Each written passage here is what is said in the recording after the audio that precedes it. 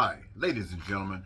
This is Eddie Marcus here, spokesman and advocate of basic human rights for all people. For those of you who've been listening to my videos, I've been challenging you, the people, to respond to some of the things that I've asked.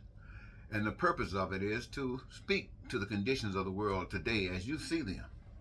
Today, I want to offer a challenge as spokesman and advocate of basic human rights for all people. I want to offer a challenge to the Republicans, to the Democrats, to the Republican parties, in fact, all of Congress. And this is to include the right wings, the left wings, and all of the hate groups. I challenge you to propose a plan that answers the needs, the wants, and the desires of all the people of this nation as it relates to peace and prosperity and freedom and joy and happiness and the living of dreams.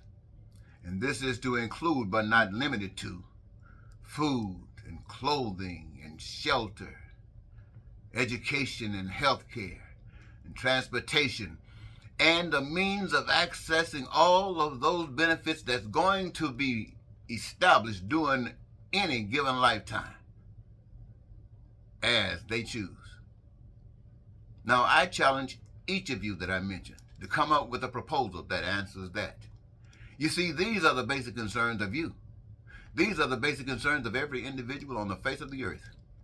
And I think if anybody wants to rule, they should be ruling according to that which will satisfy the people, not themselves or whatever group or whatever lie they come up with. Because that's all that has ever happened. We've come up with some kind of lie, some way to deceive, some way to exploit the people. For the benefit of what? Some. And, you know, the problems have been around since the beginning of time. We've seen nations come, we've seen nations go, dynasties live and dynasties flow. We've seen it all. And it's still here. But what we haven't seen is that heavenliness. We have not seen what we call paradise, or we have not seen what we would call heaven on earth. It requires that each individual play a part. It requires that it is something that each individual wants. You must want this. This is not being paved for you. This is not being laid out for you beyond what it already has been done. It has been all that has got to be done outside of you has been done. But what is now required of you is the right heart, the right spirit. That are not just words, but it is evidence. And my friends, that's when you have arrived to an understanding that God does not sit on a throne that's sit by men or women or human beings.